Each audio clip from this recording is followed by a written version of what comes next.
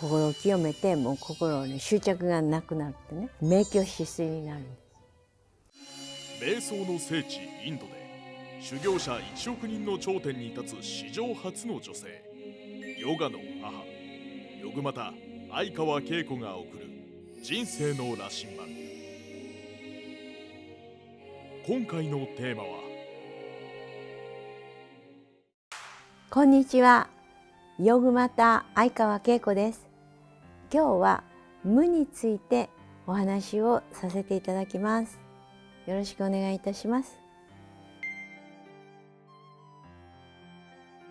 心がね、平和になるっていうことで、明鏡止水っていう言葉を聞いたことがあると思うんですけれども、例えば水が溜まってるところにね、石をバッと投げるとね、波紋がわーって波が立ちますよね。心って波立ってるような感じなんですね。でその波が静かに静まると透明になってね、さらに汚れが沈んでずっとそこまで見えるみたいな、そういう何の動きもないっていうか、動きがない、それを無っていうかね、心が動いてると波が立って心が曇っている。で私たちの奥に光の存在があるんですね。魂がね光ってるんですけど、で心がね静かになってね、ゼロになる。動きが止まるとね、エネルギーがゼロ、いろいろなエネルギーが錯綜してんですよ。怒りのエネルギーとか、心配のエネルギーとか、考えるエネルギーとか、先のことを考えてたり、過去のことを考えてたりね、いろいろなスイッチが入ってて、いろいろなね波立ってる。だからそういうものがあって曇っていて、でその奥にあるものが見えない。奥に光があるんですね。その光が出てくると全体がね明るくなって全部が明らかになる。だから暗闇でそれでなおかつ濁っていてね、でなおかつ波立っているのが心なんですね。だからそれを沈めていくっていうのが瞑想なんですね。その汚れをすくってね取り出すとかね、例えば水の中汚れがあったらこうやってすごく網の目が小さいものですくってね取り出すみたいな。どっから汚れが湧いてくるのかみたいなね、根元のとこから怒りの体験があってそういうものがね湧いてきたりね、何かそういういろいろ見るとスイッチが入るとね、なんか羨ましい気持ちが湧いてきたりね、欲望が湧いてきたり、なんか欲しいものを見るとあれが欲しいなってそこにかけて、それが手に入らないとイライラしてたりね。でまた手に入ったとしてその時だけちょっと満足するんだけどね、また何か違うものを見た時羨ましい気持ちとか悔しい気持ちとかね、なんか落ち着かない気持ち。だから何か見て落ち着くものを見ればいいんですけれども、誰か人を見て勉強してないなとか思ったら焦りが出て比較するんですよね、心が。もちろん見て危険があったら危険を避けなくちゃならないんで、自分を守るためにね、怒ることで自分を守ってたり、イライラすることで心をね落ち着かせたり、いろいろ全部自己防衛っていう、自己を防衛するそういう機能があって、でそうやって聞いたりね、話を聞いて落ち着かなくなったり、落ち着く場合もあるんですけど、なんか褒めてもらったりすると嬉しいとかね、なんか得た時は平和である。どうやったら一番平和になるかっていうのをね、ヒマラヤの聖者はね発見して、理解するっていうことはすごく落ち着くんですよね。好きになるっていうことも落ち着くんですよね。嫌いになるとなんか緊張したり、だからポジティブになるっていうふうな方法もありますしね。で理解をする。だからみんな勉強をして理解をして理解をすると落ち着くみたいな。知らないとこ行ったらものすごい不安になる。地図を持ったりね、ガイドの本を持ったりして、そうすると安心するとかね、いっぱい知識を持って誰か友達に会った時に友達とバカにされないようにいろいろ知識の武器を持ったりね、自分が強くなると落ち着くみたいな。でも強くてもね、内側はこう寂しかったりね、エネルギーを消耗してね、疲れたりね、虚勢を張ったりね。どうやったらこう平和な心になって落ち着いて幸せになれるかっていうことなんですよ。そういうことを探求して心を平和にするって、みんな幸せになるためにね、こう物を持つとかね、いろいろ買うとかね、そうやって幸せになってるんですけれど、物を整理整頓するとかね、いらないものを捨てるとかね、部屋がきれいな方が心が落ち着くとかね、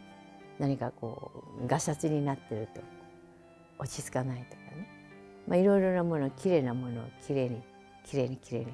整理整頓したり清潔にするっていう。だから自分の中を清潔にしていかないとならない。だか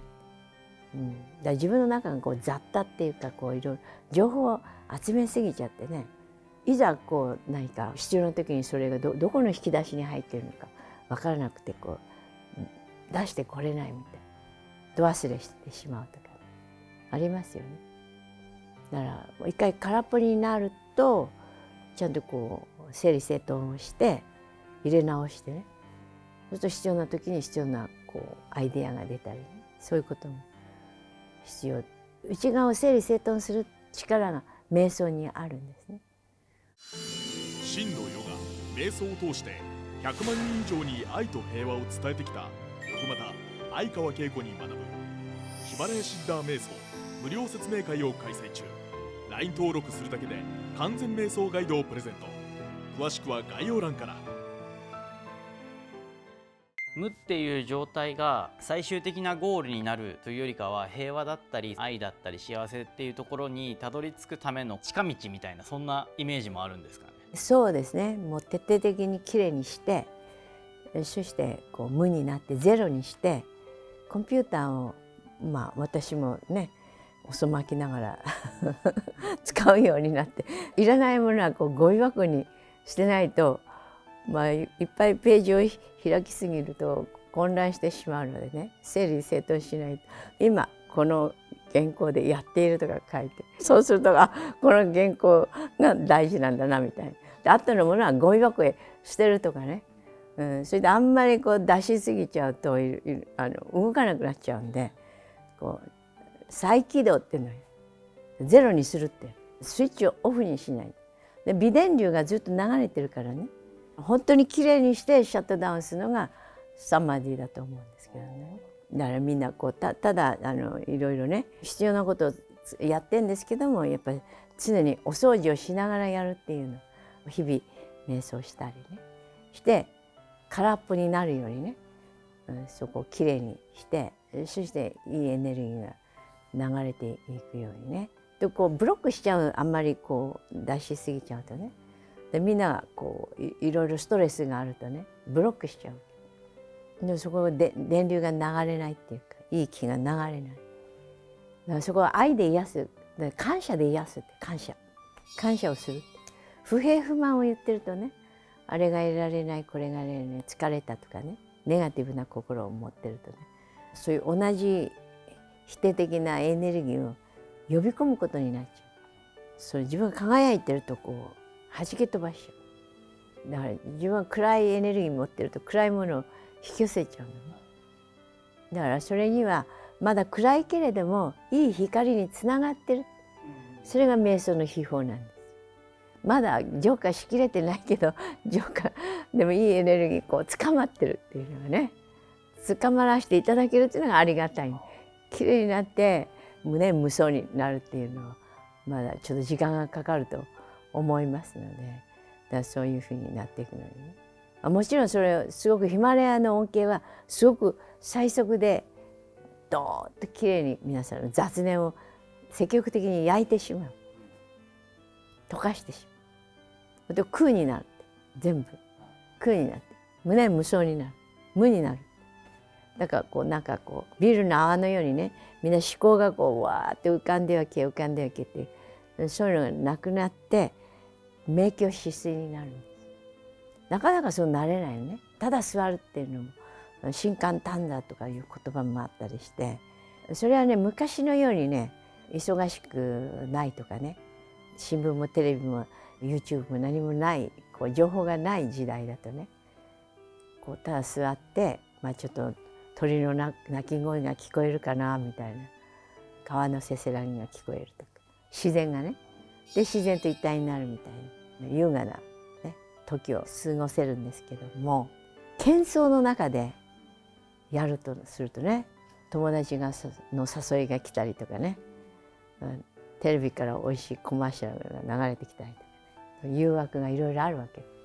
感覚がこうね引き寄せられてしまって、でそれをシャットダウンしてね、こういいエネルギーにつながると、そうするとそういうものがね、こう全部そこから距離を置いてね、自分と一体になっていく、源の存在と。私は喧騒の中でもやーっと原稿書いたりね、どこでも書けられる。無の境地っていう言葉と、あと悟りの境地みたいな言い方もあるじゃないですか。無と悟りっていうのはまた別物なんですかね。無になりきるっていうのがね悟りですよね。自分がねその存在になりきるっていう、もともとナッシングネスね、何もないっていうかね、体を清めて心を清めて、もう心に執着がなくなるってね、何も浮かんでこない、無になって、でさらに心を超えていってね、時間と空間を超えていく、どこにいるかもわからない場所もね全部ワンネスになる。でその源と一体になっていくっていう、本当の自分に帰ってそれを知っていくっていう、実感していくって、それを悟りって。だからその無もこうどの程度の無かっていうのはね、あるわけですよね。どういう無なのかって、まだこういっぱいあるけれどもちょっと浮かんでこない無なのか、だから全部きれいになった無なの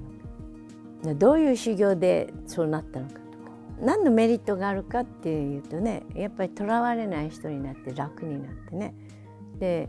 何でもクリエイティブにできるって、願いが叶う。